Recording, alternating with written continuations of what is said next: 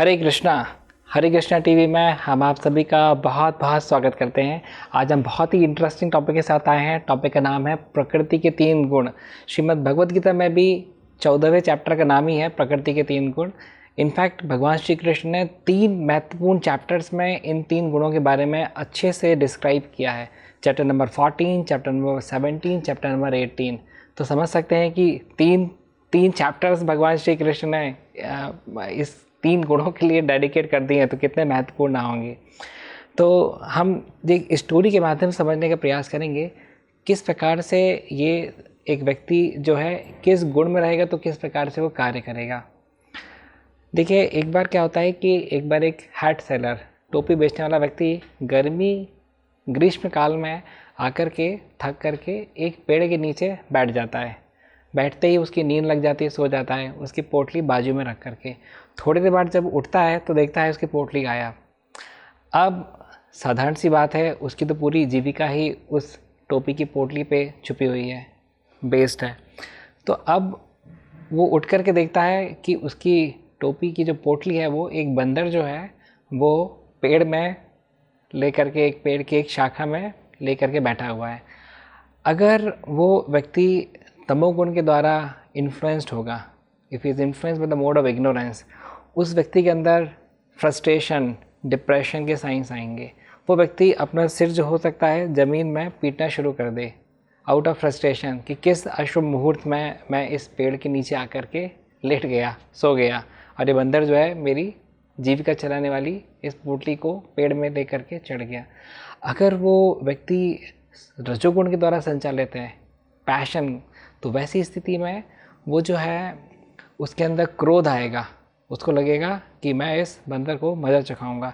तुरंत ही वो एक पत्थर आसपास में पड़ा हुआ लेगा और उस बंदर को निशाना लगाना चाहेगा। अब क्या वो बंदर के निशाना लगा पाएगा? कभी संभव नहीं है। Monkeys are even much more faster than the dogs. जब तक उसका पत्थर बंदर तक पहुंचेगा, बंदर तो शाखा ही चेंज कर देगा। तो again anger will lead to frustration. क्यों? क्योंकि उसका डिज़ायर्ड गोल जो है अचीव नहीं हो पाएगा। थर्ड, अगर वो व्यक्ति सतोगुण के द्वारा सिचुएटेड है, if is influence by the mode of goodness, what he will do, वो देखेगा मेरे सामने एक समस्या आ चुकी है, मुझे उसके समाधान तक पहुंचना है। वो सोचेगा मैं ऐसा क्या करूं जिससे कि मुझे मेरी पोटली बंदर से वापस मिल जाए। आसपास में देखेगा, पास में ही केले का ठेला दिखाई देगा उसको, कोई भी फल का, तो वहाँ से केवल 2 केले खरीद करके ला करके एक केला बंदर की तरफ अगर फेंकेगा, बंदर तुरंत केले को कैच कर लेगा। जैसे ही ये दूसरा केला फेंकेगा, बंदर इस पोजीशन में नहीं है कि आते हुए केले को छोड़ दे और पोटली जो है पकड़ के बैठा रहे। तुरंत ही आते हुए केले को पकड़ के बंदर अपना हैंड फ्री करने हेतु पोटली को छोड़ देगा। तो जिस समस्या का समाधान हमको 2 केले से मिल सकता है, उसके लिए ना खुद का सिर फोड़ने की ज़रूरत है, ना बंदर का सिर फोड़ने की ज़रूरत है। करेक्ट? तो इस प्रकार से हम देख सकते हैं कि same situation can have 3 different responses based on 3 different modes in which a person is situated. देखिए, मोड ऑफ गुडनेस जो है काफ़ी इनलाइटनिंग है। मोड ऑफ पैशन जो है वो अगर गुडनेस के द्वारा इन्फ्लुएंस है तो उसमें क्रिएशन हो सकता है, बट अगर इग्नोरेंस के द्वारा इन्फ्लुएंस है तो फिर डिस्ट्रक्शन ही होगा। हमारे जीवन में जो हैप्पीनेस इंडेक्स है वो कॉन्शियसनेस बार के द्वारा डिफाइन होता है। कॉन्शियसनेस, चेतना का स्तर जितना ऊंचा होगा उतना हम प्रसन्नता का अनुभव करेंगे। चेतना का स्तर जितना नीचे रहेगा उतना हम बैडनेस की तरफ जाएंगे। कई बार हम न्यूज़पेपर्स में ऐसी न्यूज़ पढ़ते हैं कि हमको बड़ा आश्चर्य होता है कि how this can be possible. एक ह्यूमन बींग दूसरे ह्यूमन बींग के साथ कैसे इस प्रकार से इतना whimsically, इतने वायलेंटली बिहेव कर सकता है। That is again mixture of ignorance and passion. देखिए, जैसे श्रीमद् भगवद गीता में बहुत सारे सिम्टम्स बताए गए हैं इग्नोरेंस के। मैं जैसे थोड़ा सा डिस्क्राइब करना चाहूँगा। जैसे thinking too much about past and thinking too much about future. बहुत ज़्यादा अतीत के बारे में सोचना, बहुत ज़्यादा भविष्य के बारे में सोचना, इससे जो है इग्नोरेंस का साइन है ये।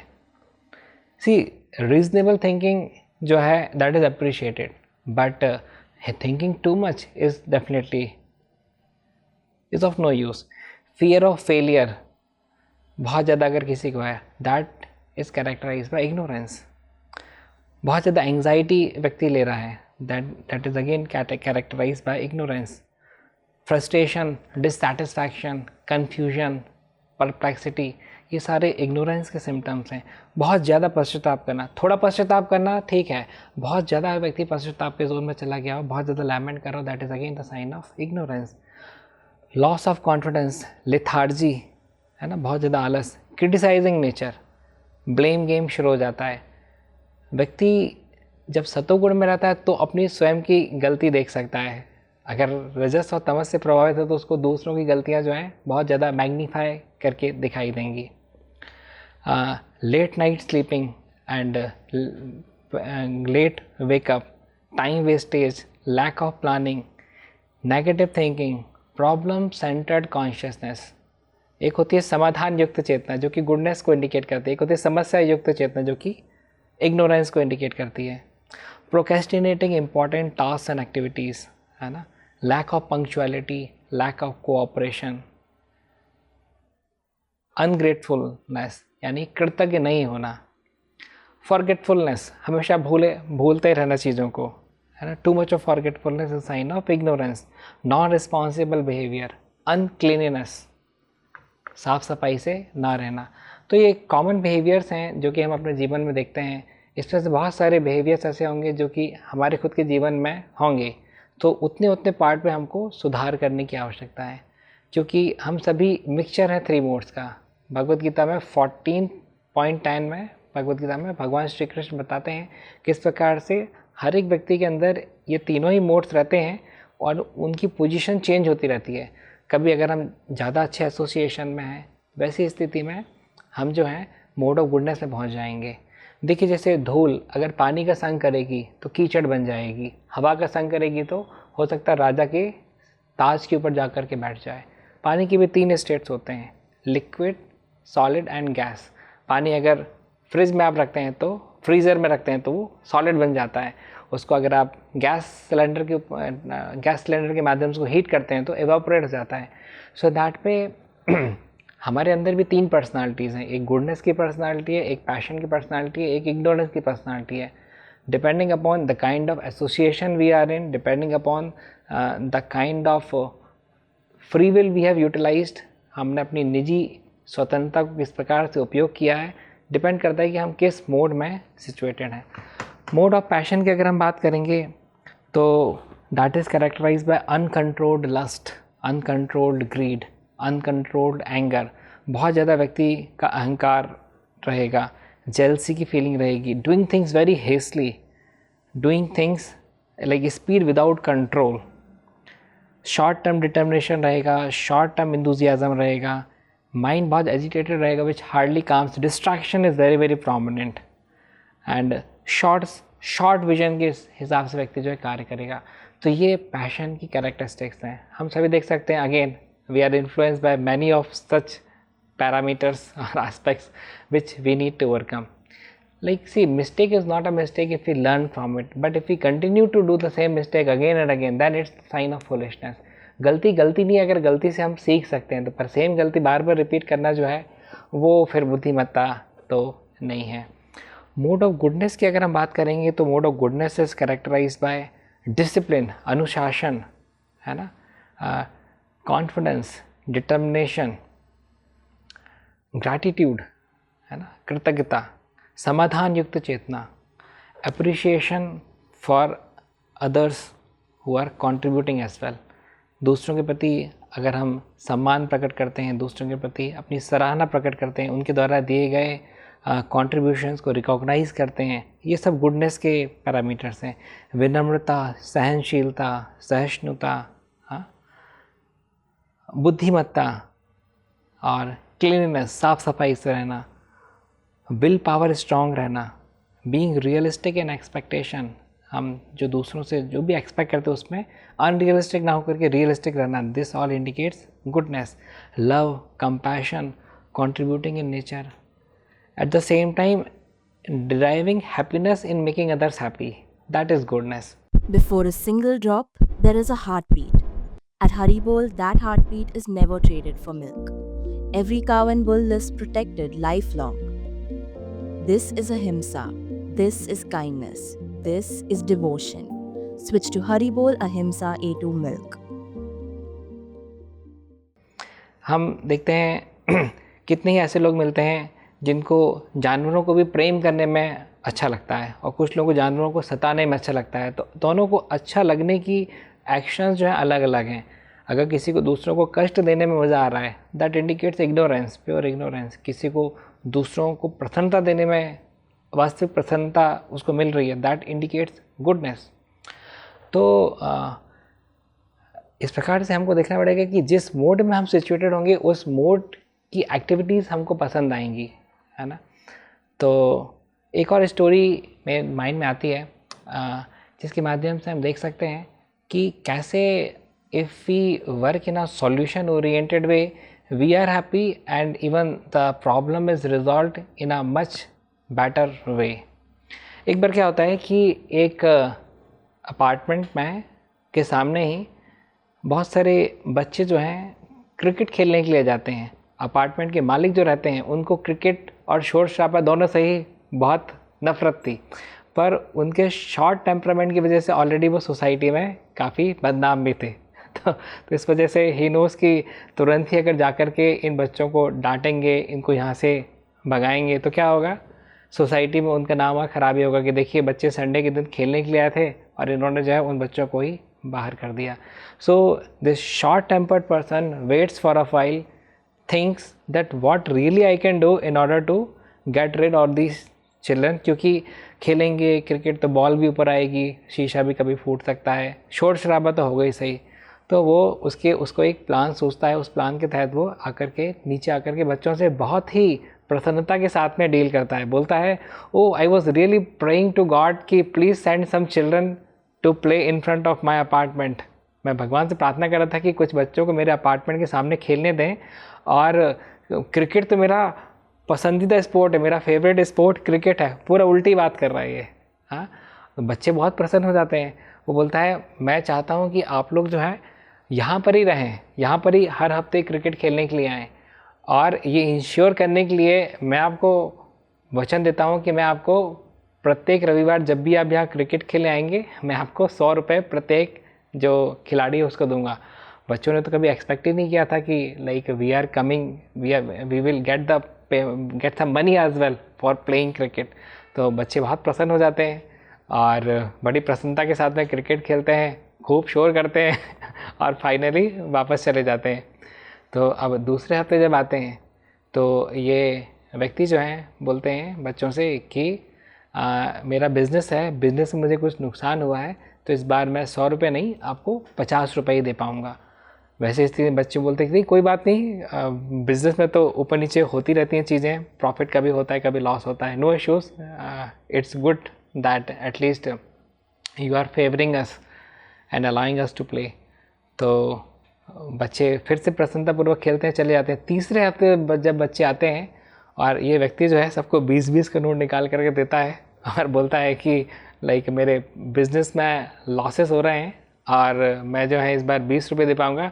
बच्चे थोड़ा मायूस हो जाते हैं, क्यों? क्योंकि 100 रुपये सबसे पहली बार देने की बात हुई थी। बच्चे मायूस हो जाते हैं, फिर भी दुखी मन के साथ में खेलते हैं। चौथे हफ्ते जब बच्चे आते हैं और ये 5 रुपये जब निकाल करके तो उनको देता है कि मेरा बिज़नेस में लॉस चल रहा है, ये 5 रुपये ले लीजिए। कैप्टन जो है उन बच्चों का वो गुस्सा हो जाता है, बोलता है हमको भिखारी समझ के रखा है क्या? और वो बोलता है कि स्टंप उखाड़ो, यहाँ से हम बाहर जाते हैं और यहाँ वापस कभी खेलने के लिए नहीं आएंगे। तो क्या बच्चे वहाँ पे पैसे के लिए खेलने आए थे? नहीं जी, बिल्कुल नहीं। बच्चे तो जस्ट एक अच्छे एटमॉस्फेयर देखते हुए आए थे। परंतु based on this comparative analysis we can see कि किस प्रकार से 100 रुपीज़ की एक्सपेक्टेशन जो उसने क्रिएट की थी, उसके बाद फिर धीरे धीरे 50, 20 और 5 रुपये तक जो लेकर के आया, तो बच्चों को एक्सपेक्टेशन के हिसाब से पैसे ना मिल पाने की वजह से जो डिससेटिस्फैक्शन जो प्रोड्यूस किया, उससे वो स्वयं ही वहाँ से चले गए और दोबारा कभी भी नहीं आए। तो देखिए, एक बड़े ताले को खोलने के 2 तरीके हैं। या तो फिर हम ताले को तोड़ने का प्रयास कर सकते हैं, या तो फिर उसकी चाबी से उसको बहुत फटाक से आसानी से हम उसको खोल सकते हैं। तो whenever we are applying wisdom, हम जब भी अपने विजडम, अपने इंटेलिजेंस को अप्लाई करके किसी भी समस्या से समाधान की तरफ आते हैं, that is mode of goodness behaviour.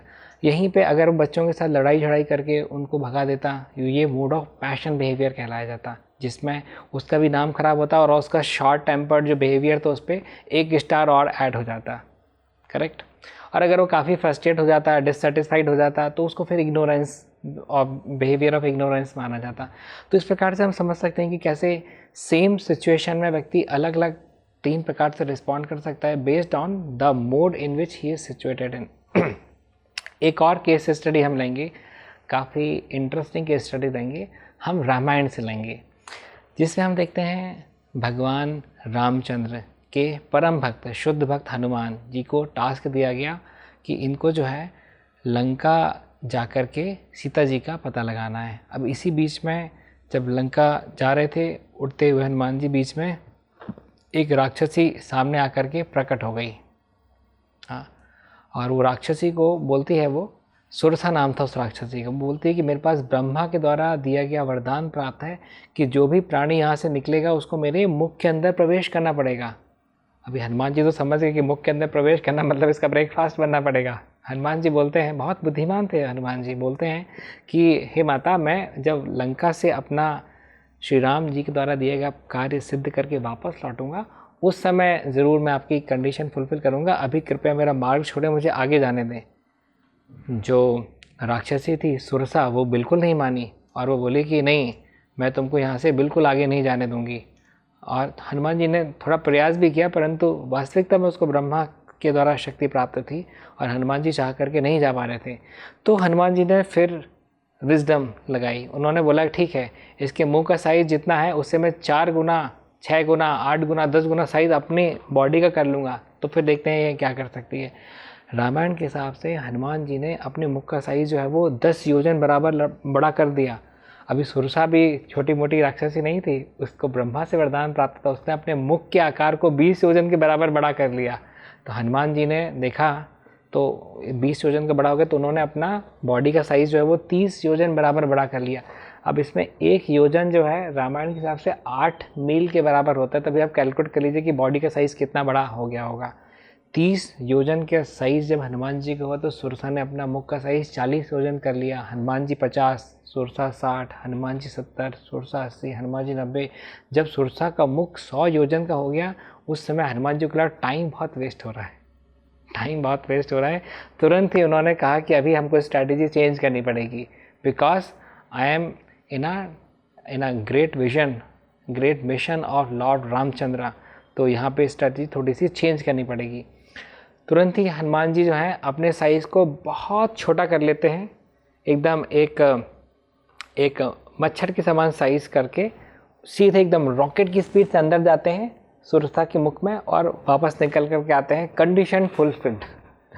वैसी स्थिति में सुरसा जो है वो कम्प्लीटली सरप्राइज होता है, उसको लगता है शायद ये गायब ही हो गए जैसे, परंतु अंदर जा कर के बहुत ही आसानी से बाहर निकल के आते हैं। बोलते हैं कि आपकी जो कंडीशन थी आपके मुख के अंदर प्रवेश करने की वो मैंने पूरी कर दी है, now Sursa can not say anything. तुरंत ही सुरसा जो है एक बहुत ही अच्छी देवी का रूप धारण करती हैं, बहुत ही सुंदर देवी, और बोलती हैं हे हनुमान, मैं तो तुम्हारे विवेक की परीक्षा ले रही थी कि तुम भगवान रामचंद्र के इतने महत्वपूर्ण विजन में तुम मिशन में इन्वॉल्व हो, तो तुम कितने विवेकवान हो, तो मैं तुम्हें आशीर्वाद देती हूँ कि तुम अपने मिशन में ज़रूर से सफल हो। तो इस प्रकार से हनुमान जी ने अपनी बुद्धि का प्रदर्शन किया और आगे बढ़े। देखिए इसका एक अच्छा प्रैक्टिकल एप्लीकेशन भी हम अपने जीवन में देख सकते हैं। किस प्रकार से कभी हमारी किसी के साथ में ईगो क्लैशेस होते हैं, तो कई बार होता है कि हम अपना साइज़ बढ़ा लेते हैं, है ना, सामने वाला व्यक्ति भी ईगोटेसल में अपना साइज़ बढ़ा लेता है। अपना साइज़ मतलब हो सकता है अपनी वार्तालाप का साइज़ या जो भी वो आर्ग्यूमेंट्स प्रस्तुत कर रहा है उसको और फोर्सफुली प्रेजेंट करना शुरू कर देता है। तो वैसी स्थिति में जिन रिलेशनशिप्स में स्वीटनेस होनी चाहिए उन रिलेशनशिप्स में बिटरनेस प्रोड्यूस हो जाती है। ऐसी स्थिति में अगर एक बुद्धिमान व्यक्ति हो और अगर वो विनम्रता का परिचय दे करके, जैसे हनुमान जी ने विनम्रता का परिचय दिया कि उस फाइट में नहीं गए कि देखते हैं कौन अपना साइज़ कितना बढ़ा सकता है, तो विनम्रता का परिचय देकर अगर कोई देता है व्यक्ति एक साइड का, तो आसानी से प्रॉब्लम जो है वो सॉल्व हो सकती है। तो स्क्रिप्चर्स वैसे बहुत सारे पास टाइम्स हैं जिनके माध्यम से हमें बहुत सीखने के लिए मिलता है और हम अपने जीवन की वैल्यूज़ को, उसके हैप्पीनेस इंडेक्स को हम एक लेवल बढ़ा सकते हैं। सी एक हैप्पीनेस का एक फॉर्मूला है, happiness is equal to resources upon desires. तो लोगों को लगता है ठीक है तो रिसोर्सेज पार्ट को हम बढ़ा देते हैं तो हैप्पीनेस इंडेक्स हमारा एच बढ़ जाएगा। नहीं जी, ऐसा नहीं होता। रिसोर्सेज बढ़ाने के साथ ही में डिज़ायर कंपोनेंट भी बढ़ जाता है, तो इन दैट वे हमारा एच हैप्पीनेस इंडेक्स कम ही रह जाता है। तो मटेरियल डिज़ायर्स हमारी कैसे कम हो और स्पिरिचुअल डिज़ायर्स हमारी कैसे बढ़ें, ये अगर हमारा उद्देश्य रहेगा तो हमारा हैप्पीनेस इंडेक्स जो है वो आगे रहेगा। तो life is all about learnings. कितनी ज़्यादा स्क्रिप्चर से हम लर्निंग्स ले सकते हैं, उसको अपने जीवन में ले करके अपने जीवन को धनवान बना सकते हैं, ये हमारा उद्देश्य होना चाहिए। आज का समय ऐसा है कि जहाँ पे लोगों के अंदर बिल्कुल भी सहनशीलता नहीं है। ट्रेन्स में जाते हैं, कोई मतलब लाइन में नहीं लगना चाहता है। सब लोग चाहते हैं, उतरने वाले पैसेंजर चाहते हैं कि वो पहले उतर जाएं, चढ़ने वाले चाहते हैं कि वो पहले चढ़ जाएं। कई बार ऐसी स्थिति जाती है कि ब्लॉकेज हो जाता है, neither of the parties are able to move. So in that way इस भौतिक दुनिया में रहते हुए कैसे हम अपनी विवेक का प्रयोग करते हुए अलग अलग कठिनाइयाँ, अलग अलग सिचुएशंस जो हमारे सामने आती हैं उनसे कैसे हम विवेक पूर्वक उनसे निपट सकें, ये हमारा उद्देश्य होना बहुत ज़रूरी है। श्रीमद् भगवद गीता में भगवान श्री कृष्ण ने भी अर्जुन को इंटेलिजेंटली एक्ट करने के लिए कहा। एक एनालॉजी आती है जिसमें 5 घोड़े हमारे 5 सेंसेस को रिप्रेजेंट करते हैं ना, eyes, years, touch, smell, eyes, years, touch, smell और टेस्ट। तो ये 5 घोड़े के समान है। इनको मन रूपी डोरी से बुद्धि रूपी चैरियट ड्राइवर खींच रहा है और बैठा कौन है? सोल। तो ये चैरियट एनालॉजी श्रीमद् भगवद गीता के भी फ्रंट पेज में हम लोग देखते हैं। तो कैसे 5 इंद्रियां अलग अलग डायरेक्शन में हमको खींचेंगी, परंतु अगर मन रूपी डोरी अगर स्ट्रांग है और इंटेलिजेंस रूपी चैरियट ड्राइवर अगर उसे स्ट्रांगली अगर खींच रहा है तो जाकर के रथ जो है वो सही डायरेक्शन में अपने डेस्टिनेशन तक पहुंचेगा। नहीं तो कहाँ रथ चला जाएगा हमको पता भी नहीं चलेगा। And ultimately who suffers? Ultimately the soul suffers, the person who is sitting in that chariot, that is representation of soul. वो व्यक्ति वास्तविकता में सफ़र करता है। तो हम बहुत कुछ हमको स्क्रिप्चर से, हमारे शास्त्रों से सीखने के लिए मिलता है। कैसे हम इतने हीरे मोती जैसे पास टाइम्स हैं और कैसे हम इन पास टाइम्स को अपने जीवन में इम्प्लीमेंट कर सकते हैं, अपनी जीवन की गुणवत्ता को हम बढ़ा सकते हैं, इस बारे में हमको चिंतन करने की आवश्यकता है। तो आप इसी प्रकार से हमारे इन शोज़ में बने रहिए, अपने आप को वास्तविक रूप में धनवान बनाते रहिए। हम इस प्रकार के एपिसोड्स कंटिन्यू करते रहेंगे। आप सभी का बहुत बहुत धन्यवाद। हरे Krishna.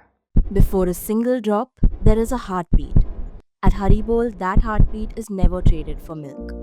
Every cow and bull lives protected lifelong. This is ahimsa.